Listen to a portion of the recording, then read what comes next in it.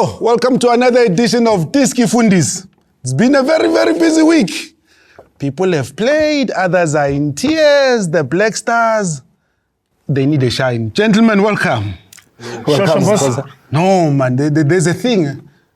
Disclaimer, I'm South African, so any pain that Ghana suffers, I am all for that. I still remember that dive of a penalty that did not happen. Gentlemen, what is happening with Ghana FA and Ghanaian football? Look, I think I've been emphasizing that to you guys off cameras to say the Ghanaian situation is not nice. No, it's very nice. Nice is relative. But in the context of football, it's not a country where we've seen them operate the way they're operating. I mean, you date it back to 2010 and you bring it back now. It clearly shows two contrasting pictures, and it's unfortunate that they are in that situation. For South Africans, yes, we'll celebrate and say, hey, look where you are. You fooled with us and you played with us, and I think a sort of situation is happening right now. But Lufuno. Let's look at the way Ghana have done things. Yeah. They've gone and called everybody. In Sepedi Barki Khota, you call everybody that has got Ghanaian blood to come and play for you. How's that turning out at the moment? It's a reflection of poor administration, Mpo. Because one thing that they have to start doing is to sort out their local league. That's the first thing, because that's where the players... No, Mara, we're calling international. No, there's this belief that if you play in Europe, you are good. I understand that, but you still need to make sure that your local league, it's up and running, it's well administered, because that's where your bread and butter is. That's where these players, before they can even go to overseas, they have to be playing in this country. But, as he said, they owe us something. They must come and apologize. Just to add on to that, Mamposa, I don't necessarily think it's a bad thing what they did. It just depends on which stage, which phase of your football you're at. A team like Cape Verde, they can do that because they understand that they're on the solidifying phase. They're on the building and solidifying. No, Mara Cox, I'll tell you why. Cape Verde, no. Cape Verde will understand you've got limited resources. Yes. Ghana, you don't have that problem. And that's what I'm saying. Even a team like Mauritania, the national team like Mauritania, they can do that. So what I'm saying is that you have a Ghana which should now be on the excelling phase. I mean, they've won the Afcon. They know how to. You can't then take decisions that should be taken by people who are building, where else you should be knowing this and you should be Chief, it should be plain sailing. I mean, yes. So Sudan, you can't in football. You cannot cheat it. You can't cheat football. African football has changed. They've gone through a different way of doing things, and if you are nowhere to be seen in local football, in African football, in terms of Champions League, I'm telling you, you are bound to struggle. When last did you hear of Hearts of Oak? When last did you hear of Asante Kotoko? When last? These are superpowers. These were superpowers of African football. But you don't see them, you don't hear about them anymore. No, I hear you, gentlemen. But we come to matters that are very concerning. Some games don't happen because Nigeria and Libya... Let's not talk it this way, in this context. This day and age, we've got to condemn what happened. Because what you're doing, you are now bringing CAF into disrepute. You are... And shouldn't it be standard that as a host, Chief, if I'm going to beat you, let me roll out the red carpet and you come But Mamposa, to interject there, who are you condemning? Nigeria or Libya? Both. But... It's two wrongs don't make a right. It's so interesting that you mentioned that as a South African, because Nigeria fed you the same type of issue in South Africa at the point we played them. See, and what you're saying is right. The problem was the audience, the South African team and the South African public did not go on an outcry. Yes. Whereas the Nigerians went out on an outcry. Whereas the Friday that you were playing against the very same Libya, they were at the airport the whole day. Yes. I mean, even if they say, Chief, we are strip searching you, it's not going to take 5 hours to do that. The sad reality is that we are at the same airport and then I'm seeing the team that I'm playing against pass through and I'm still being searched. It then says a lot about the Nigerian FA, to say, what are they doing? We really have to call out bad behavior, irrespective of who does it when. And we cannot be retrospective in trying and deal with this issue. So we have to root it out and say, we've seen what Nigeria has done. We've seen what they're capable of. We've seen these underhand tactics that they've done, that they've implemented. And the fact that teams did not really complain about it, it does not make it right. And the fact that they've complained about it, it does not mean that now everybody should then focus on them. We need to call out the whole behavior and say, look, if you're going to be uncomfortable about something happening to you, you need to be uncomfortable about dishing out the very same behavior. And the thing is, because the Libyan public and the Libyan team, they talk to a different market, mainly the Arab population in terms of the media. So it didn't go on mainstream media. They then went because the players that are there are big-time stars. Now they are saying, we are here. Sleeping in the airport is nothing. For me, it's simple. CAF needs to be strong and CAF needs to apply the rules. If Libya have played in that condition and Nigeria refused to play in that condition, they should hand Libya 3 points. You see, Lufuno, I hear you. And because CAF can only intervene when? Once you are at the game. CAF does not control visa regulation. CAF does not control what happens at the... Because you've got... While you are happy to then say, administratively, let's be right. CAF cannot intervene and say, give them visas. If they need to give you visas, they need to allow and respect the law of the land in terms of how they stand. Yeah. And that's where CAF can be able to stand. But what we've got to be able to say is that that behavior this day and age is unacceptable. That behavior cannot be done. Don't dish it out, because when you receive it, you'll be crying louder than the ones that you dished out too. Because the Libyans took it on the chin and they said, we'll see you soon. And see you soon was around the corner. But having said that, there's a lot of things. When you see on the COSAFA side, the teams that are in the COSAFA region, Botswana are coachless. The man goes away, he wins, comes back, he wins, get that 6 point, and he says, thank you for your time, it's been good, it's been real. Mamposa, then you ask yourself the timing thereof. You ask yourself, was he really in this for the long haul? You ask yourself, what happens afterwards? Because it looks like he went into these fixtures knowing very well what's going to happen. So it was a prepacked. Yeah, I mean, he's gone to Al Ahly Tripoli. Now going to play there. Perhaps he had this offer in his mailbox for the longest of time. And this was just a launching pad for him to say, we are launching this platform, I'm launching this trajectory of my career and I want to go to this. Maybe he doesn't even have an appetite for national team football. I hear you. See, the Botswana FA, man, has not been the most stable of locations for anyone to be able to operate under. The league started later than it's supposed to. The national team hasn't been necessarily in the media for the wrong things, but we know that there's been issues there.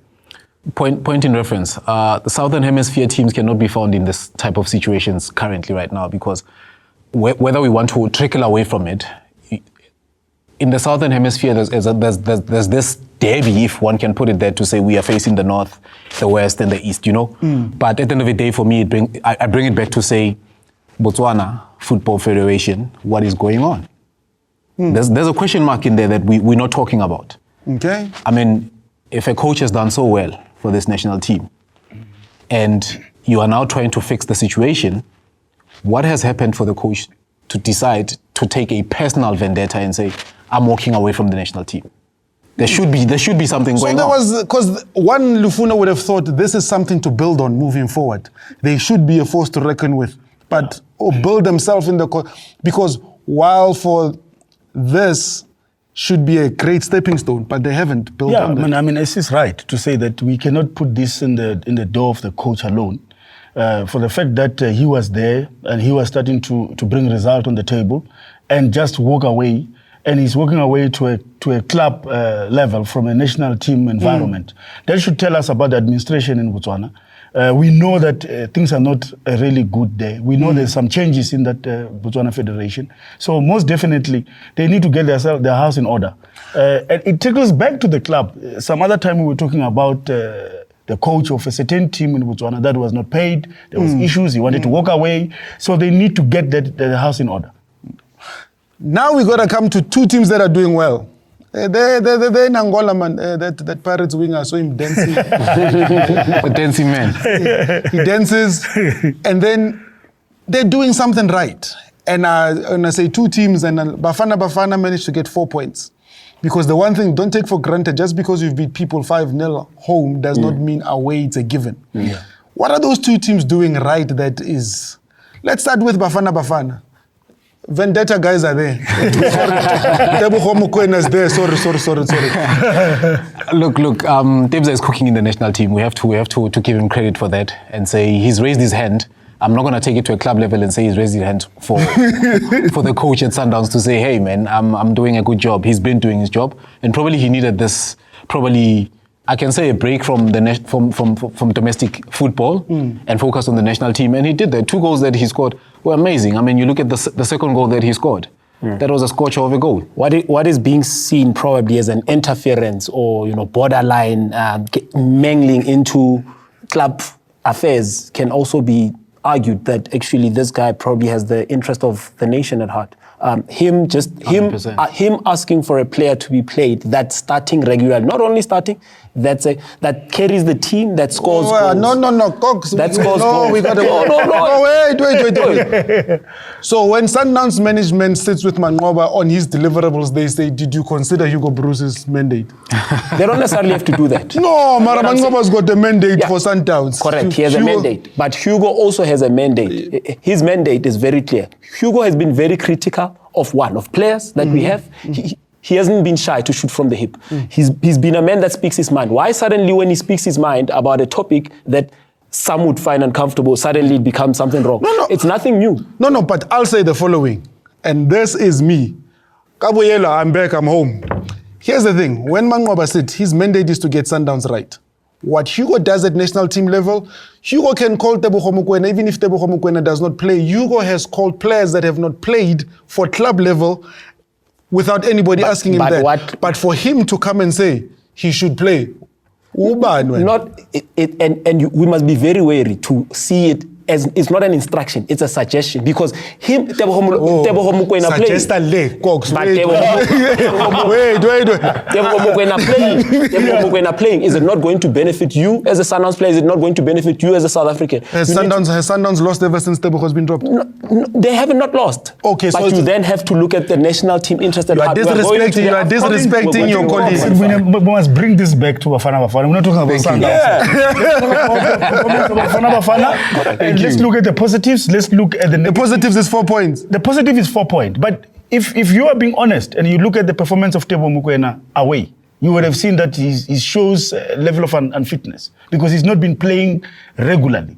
And in the position that he's playing, it demands you to be fit. And it's important for him, for the national team, for him to play regularly. It is very, very critical. So, Lufuno, the playing regularly, is it mandatory for everybody? Because the national team has called certain players without them playing.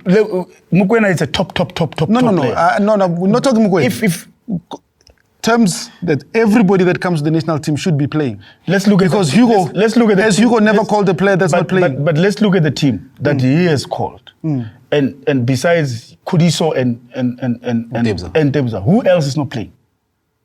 No, but here's my thing. Obas is not playing. Obas was called because we had injuries. But he's not playing. I understand that he's not playing, but he's the best thing that we have. So I have a suggestion. He must find a player that's playing called Jaden Adams at Stellenbosch. I'll leave it there. But just to touch on what Lefuna was saying earlier on in terms of Tebo's fitness, you look at the first half. Debza against Kongo was solid. Move him into the second half, 70th minute. You can see the engine is gone. You've always spoke about his fitness levels.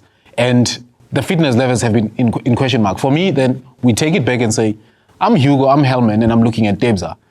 And I'm looking at the fact that we've lost Zwane through injury. Now the team doesn't have shape in the middle of the field. You've got Obas now who's marshalling that middle field alone. You've got a Luke Lyricks who's sitting on the bench. Mara Hugo did not believe in him. He brought in Moby to say, Moby, play in the middle. Hence I'm saying, we take it back to coaching. Are we then now looking at Bruce and saying, okay, are you plumbering while you're coaching? He should have taken Adams and disciplined him within the team. Well, with all that on the international space, this is a big weekend coming up, gentlemen. There's a big game there, Benjamin Cup. Simba versus Yanga. Young Africans. Concha, when you said Simba's winning. I'm still standing by my word. On what basis? On the basis that I think finally Gomondi is going to meet his match. You know what? I'm not going to walk away and say Yanga is not doing well. Yanga is doing well. They've won what? Probably, is it 4 games out of the 5 games that all the teams in top 5 have played so far? You look at Sigara, the team that's sitting on the top. We're not going to talk much about them. We know they're just visiting on top. They're holding the umbrella. It's a bit hot at the moment. Point in reference, you look at Simba. For me, I think Fadlu, when he looks at this game, he's gonna reference a game where he played a CAF Confederations game against Ahly Tripoli. Guess what? Ahly Tripoli has been coached by the very same guy from Botswana that has left. Now, you look at that and you say they've managed to score 3 goals in that game. But the one problem that I think Fadlu has to face when he faces a younger team is that a younger team scores and they haven't conceded. Lufuno, when you look at it, you've got a new technical team in Simba. Relatively new, but they've already had their first derby against Yanga and they've lost that. Yeah. Does that galvanize them when you look at Fadlu, the likes of Wayne Sutherland, to say we need to beat these champions for us to be able to compete for the title? This is what... Yeah, they need to prepare to win. But again, if you look at the last 5 games that they've played between the two teams, you would have seen that Yanga has won more games versus Simba, where they've won 2 and 2 in a row. Because there's a 5-1, there's also a 2-1 where the new technical team was actually coaching recently. So it's going to be very tough for Fadlu and his team. Because you look at the continuity from the younger technical team, the players, they've just added more firepower and they look like they don't stop winning. So it's going to be a very interesting game, but I will give it to Yanga to win this game. Cox? Yeah, I still stand by Yanga's going to win this match. Like he's mentioning that the 5-1 drubbing that they've had in the second last match. The only thing though I see happening different is the fact that when you look at Fadlu's teams and how they apply themselves, he's a very defensive-minded coach. He takes care of the back and he protects what's happening at the back, and then from there you move forward from that. So in terms of the match and in terms of how it will be applied, I still give it to Yanga. However, it will be a very respectable scoreline. Looking at the derby, safe to say that's the biggest derby in the east of Africa. Safe. Yeah, definitely. Safe to say. Safe. Yeah. The equivalent of that in South Africa, Lufuno, would be the Soweto derby. Not the 21, the Soweto. No man, Lufuno man, we said the Soweto. What is wrong with you? We said the equivalent. Your politics. Yeah, but I'm just Soweto highlighting. derby, The Soweto derby would be the equivalent of that. And there's a lot of similarities in terms of the story. Yeah. Yanga, the originally, Simba, the defectors. Soweto, Orlando Pirates, the original. Hey, happy belated birthday to the chairman of Kaizer Chiefs. Happy birthday, Bagania, because when Brake was growing up, there was no Kaizer Chiefs. So we hope he had a lovely birthday. When you look at it, Sure. and you start going north now, there is 2 countries which have very similar derbies. Yeah. Let's start with the Egyptians. Ahly versus Zamalek. Take 252 games. Al Ahly has 110 of those games. That is insane. Yeah. That is insane stats. And Zamalek can say whatever they want with the reference of the last game. Of the recent game. Of the recent game. But the reality is that those are the kings of Africa. Whether we want to argue it in... I told you, we'll speak about Al Ahly the whole day. We'll never finish. Club of the century. Club of the century. African club of the It's just the team. Marcel Cole has managed to contain this team so well that, point in reference, a South African that's not playing in the national team currently who has asked to be probably given a break. You look at a guy like that statement I doubt. Hugo says a lot of things that I doubt. But you look at a Percy Tau in the team and you look at how he has settled. It then tells you that this team is a team that is well orientated. You can't argue that. I don't think Zamalek really has grasp of how big that team is. Okay, Cox, you go to Casablanca. There's a big derby there, the green versus the red. Yeah, the green versus the red, and we saw the green winning the title last season. That was like Kaizer Chiefs. They ended there by number 10 or something. Yeah, like that. and you look at you also have to take account of where Wydad is right now as a club. Wydad is on a mission to refine themselves. They've taken decisions administratively where they were happy trigger. Coaches were just coming and going. They were giving them weeks to be there and then they'd go. And you look at where Raja is. I mean, Raja right now, yes, he's mentioned they've lost players, but they've lost players knowing that they're champions. They've lost players knowing that... Cox has been modest. The smoke in that. They've just recently found a coach who's going to translate. A coach who's going to translate. I hear your arguments, gentlemen. If we talk Raja, we talk the last 3 games. They've easily been dominating that derby. Easily. They've been winning all of them. But here's a question that I have. We've seen regional derbies and derbies that are big. In order of importance, which derbies hold that if you lose that, you could have lost the title? Okay. Lufuno, we can't count the way to derby. It remains big. No, it's big, but it's never been where titles. That's why when you had. Oh no, wait. Listen, let me talk. Don't come to me and then you say stop me. That's why when Crave made that small trophy cup, we had to pack it, and the derby has to play first. Okay. In South Africa, when we're done, when the derby is done, the following day they play that final. So we're gonna have a ranking of the derbies that we've discussed. Yeah. So it's a East African one. It's a COSAFA one, COSAFA region one being Pirates and Kaizer Chiefs. We then go north where it's Egypt, the Egyptian one, and next to them is the... which one, when you say, that one defines football? I think for me, Tampoza, the question is not broad enough because now, straightforward, you're going to say an Egyptian kind of derby is quite big out of all of those. But if you look at the numbers again, you look at the sponsorship, you trickle it down to all those things. Let's leave it to results, because by virtue of if you play each other, and I'll put a case for the Egyptians. Zamalek and Ahly take their rivalry to the point whereby even on the continent, they play the Super Cup. Yeah. Can we agree that number one? Yeah, I can agree on that. Yeah. Number two. Definitely. Is it the Moroccans or is it the East African one? Because we've cleared the issue that the Soweto derby is big. The Soweto derby is a marketing tool.